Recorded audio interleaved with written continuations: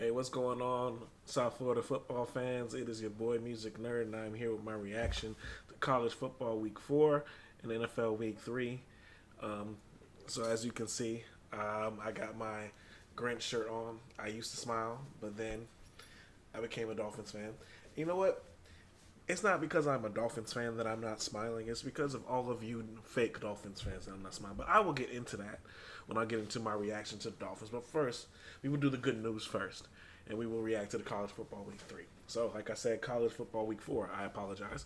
So, actually, all three major Florida teams win. Florida State get their first win of the season. Congratulations to them. I'm not cracking. I'm not anything. I want Florida State to be as good as possible. So when we beat them, I want no excuses. Florida gets their first FBS win since last year, beating Mississippi State by it was 45-28, 17 points. They did a masterful job of mixing Mertz with Lagway, which is what I thought they were going to do against Texas A&M. But apparently they need to be away from the swamp to do that.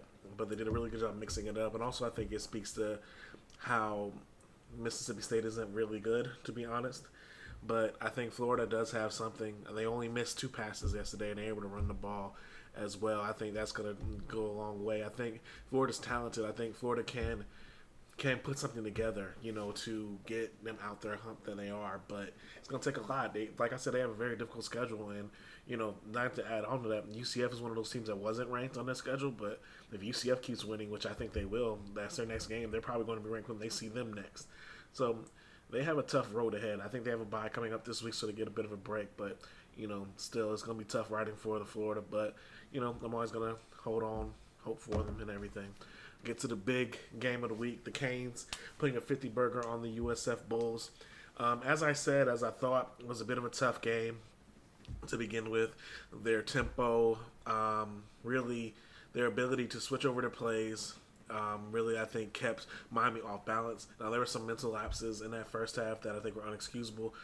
The screen on 3rd and 16 with less than 2 minutes left, you have to be prepared for that. You got to play a little bit better than that. You can't give up a 40-yard play. And luckily enough, Miami didn't give up any points on that drive. But I think USF did a good job keeping them off balance. But really, what it came down to was like Miami did a great job keeping them out the end zone, bending but not breaking. Yes, they gave up a touchdown on that trick play after the Jacoby George drop that turned to an interception. I'll talk about that a little bit later.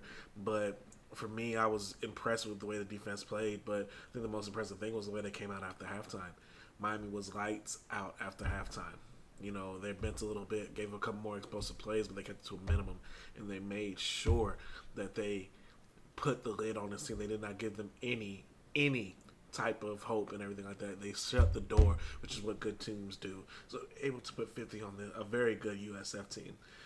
So for that, let's talk about a little bit about what it means. Cam Ward was excellent. Cam Ward really was lights out. He missed a couple people when it comes to a couple throws. I think we're timing throws, but every throw that I thought he missed later on in the game, he hit. There was a real route to Xavier Restrepo. He put a little bit too much air on. Later on in the second half, hit it perfectly. There was a couple of mid routes he hit that I think he put a little bit too much air on, hit perfectly. The one thing that he didn't get a chance to go back to was the Jacoby George drop. Now, Jacoby George, I think there's a lot of things that are positive about what's going on with him mentally and everything. We do need a little bit more consistency from him. And also, I know he had a foot injury, so he didn't get to play the rest of the game. But I do love how Isaiah Horton was able to step up in his absence. But for the team to be what it needs to be, he's going to need all his receivers healthy because this team has a very special wide receivers group. As great as Cam Ward is playing, Cam Ward is probably the Heisman Trophy winner through September, which really doesn't mean much. But the way he is playing, you have got to get it to that wide receiver group. They're playing lights out. Restrepo, Brown, Isaiah Horton is playing incredibly right now. They're just playing as well as they can.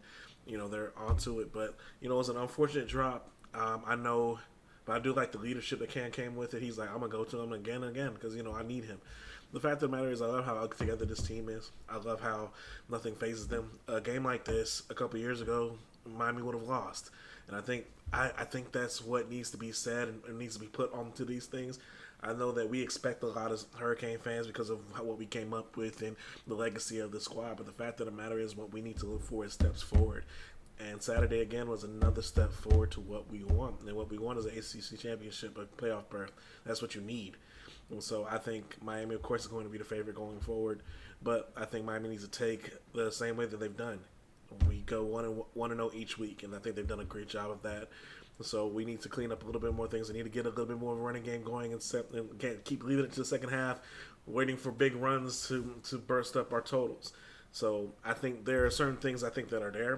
One, I know that the teams are loading the box up against Cam Ward, which I just don't understand. I think there's a lot of misconceptions about him. I think that a lot of people think that he is not as efficient as he really is. But that's going to stop during ACC play, I can tell you that. Because the same thing happened last year. A lot of people played a lot of man-to-man against Tyler Van Dyke going into ACC play. And then when he got to ACC play, they played zone because they knew they couldn't recognize it. So I guarantee you there's going to be a switch of the defenses played going into AC play against Cam Ward. We're not going to see as many boxes, but when it comes down to that, when that happens, Damian Martinez, Mark Fletcher, they're going to have to get going. They're going to have to get some runs. The lucky thing about that, we have a huge stable of running backs. This team has a lot of weapons. Offensively, I'm not as worried about Miami as maybe some of the defensive things. But the main thing on defense that I'm worried about is health. We need Ruben Bain back. We need Brown back. We need some back. Porter. I thought he played well enough, but it wasn't up to his standard last night. But then again, I think that USF did a great job of getting him, moving him around and really attacking him on type of things where there's own reads and stuff like that.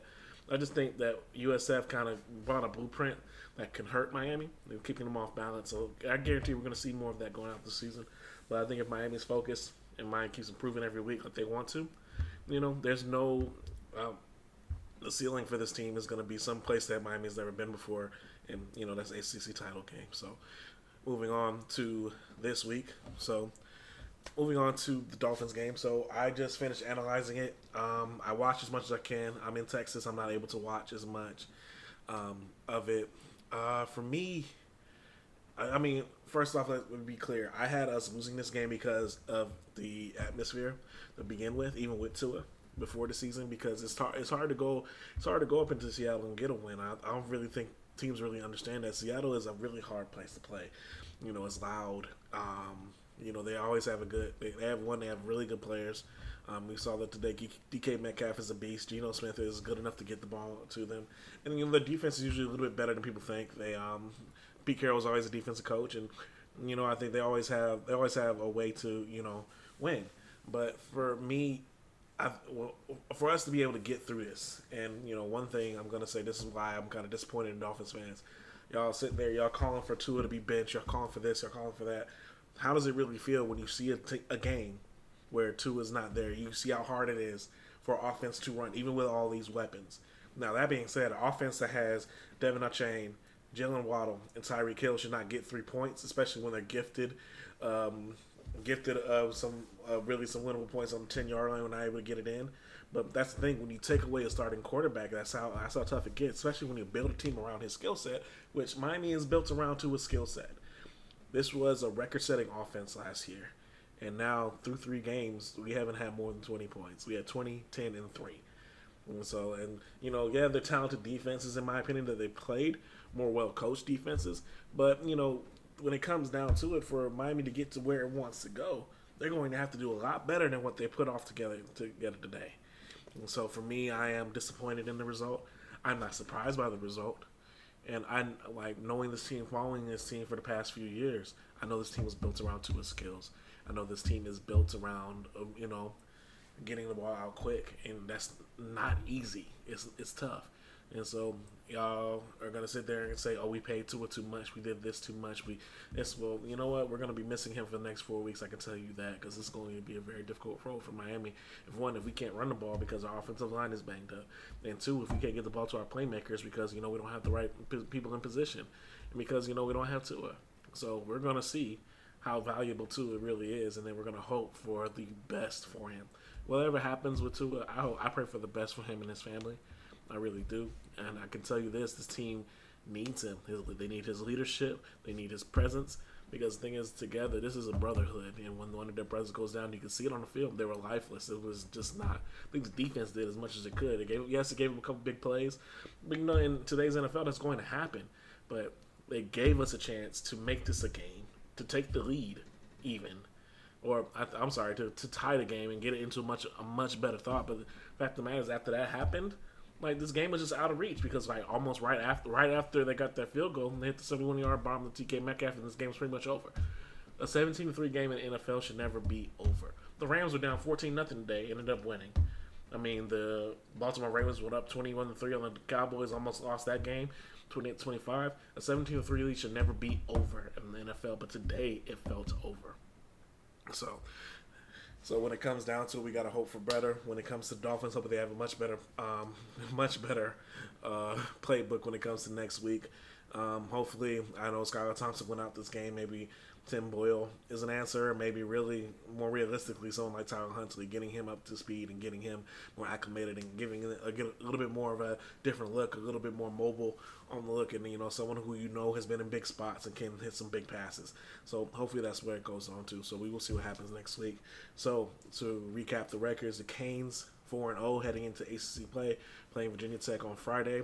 Big game. I expect Virginia Tech to come out with a lot of emotion, a lot of things, because they need this game because they're 2-2, and it's not looking good for them and their prospects. There's someone who teams thought were a dark horse in the ACC, someone who I thought would be a bigger player because I really like Jones as a quarterback, but maybe they're not as good as we thought. Maybe they are. Maybe they just had some bad luck, and they're about to take it out on Miami. So Miami has got to be focused.